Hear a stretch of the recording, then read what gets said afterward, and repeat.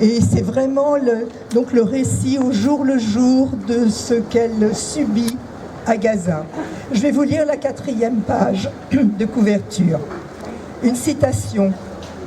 « Chaque jour, des cœurs renaissent des cendres, affirmant que demain est possible et que la vie, malgré tout, est invaincue. » L'auteur, Ezra Mansour, est une jeune femme qui nous livre un témoignage incroyable sur la traversée d'un génocide.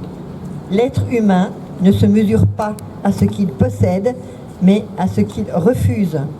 Chaque fois qu'un groupe, petit ou grand, descend dans la rue, il dit au monde « Nous ne sommes pas des chiffres dans les rapports des Nations Unies, nous sommes des êtres humains de chair et de sang et de colère. » Ceux qui marchent aujourd'hui à Rama, à Ramallah, à Haïfa, à Paris, à Berlin, ne pratiquent pas des rituels, ils fondent du sens. À une époque qui broie les corps et terrorise les esprits, la marche demeure l'une des formes de résistance, l'une de nos dernières manières primitives de dire non.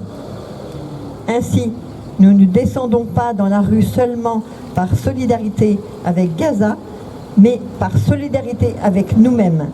Car si nous nous taisons, nous devenons, nous aussi, partie prenante au massacre. Taher Abu Aishash. Dans un rapport publié le 12 juin, l'ONU s'inquiète pourtant d'un ciblage direct des enfants palestiniens. Sur les 183 premiers décès d'enfants confirmés après l'annonce du cessez-le-feu, 48 sont survenus dans des incidents où les enfants étaient les seules victimes. Le 23 juin, une commission d'enquête mandatée par l'ONU a de nouveau dénoncé un génocide, jugeant qu'en visant des enfants, Israël s'attaque à la capacité même du peuple palestinien d'exister et de déterminer son avenir. Même l'école ne protège pas. Le 9 avril à 16h, à Beit Laïa, une balle a traversé une tente de déplacés transformée en salle de classe. 1000 jours après le 7 octobre, le ministère de la Santé à Gaza, dont l'ONU juge les données fiables, fait état de 73 058 morts, dont plus de 21 000 enfants. Ce bilan n'inclut pas les décès indirects liés à la faim, aux maladies, aux conditions de vie précaires et à l'effondrement du système de santé. Il ne dit pas non plus ce que la guerre laisse aux survivants.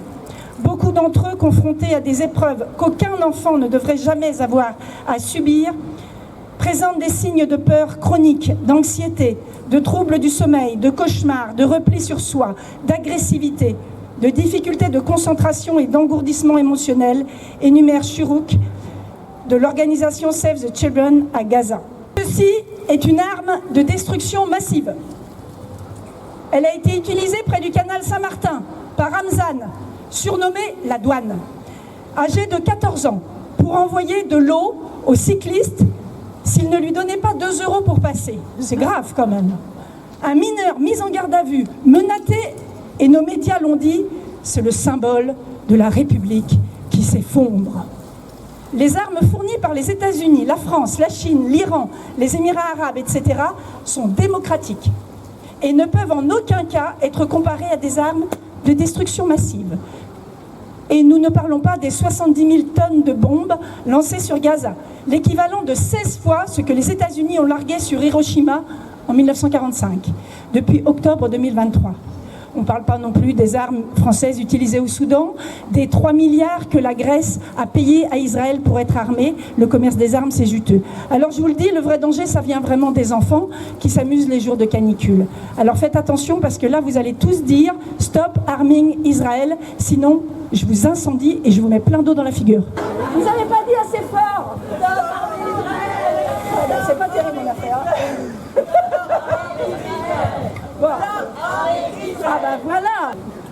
Donc il y a un troquet-puce organisé par l'école d'Iwan le 26 juillet prochain à Trévignon. Donc si vous avez des objets à donner, vêtements, disques, livres, vaisselle, enfin bijoux, tout ce que vous voulez, ça sera envoyé donc à la famille de Yasser qui est en Égypte. Donc la famille de Yasser est toujours au Caire, il n'y a toujours pas de nouvelles pour avoir un visa. Jérôme, qui est toujours là-bas, va rentrer un petit peu pour s'occuper de sa vie aussi. Oui, donc on s'étonne qu'il n'y ait pas une mobilisation aussi importante qu'elle le mériterait contre les génocides. La racine, ce qu'on fait aujourd'hui pour lutter avec les Palestiniens contre ce génocide, aujourd'hui se prépare évidemment pas avec la même intensité, beaucoup plus sournoise. C'est les pesticides. Les pesticides qui ont été balancés sur le Liban, donc du glyphosate, pour qu'ils ne puissent se nourrir, pour que la zone qu'ils occupent ne puisse plus être occupée. Ils arrachent les arbres, ils bouchent les puits. Donc, et en France, on comprend effectivement que certains ne veuillent pas faire le lien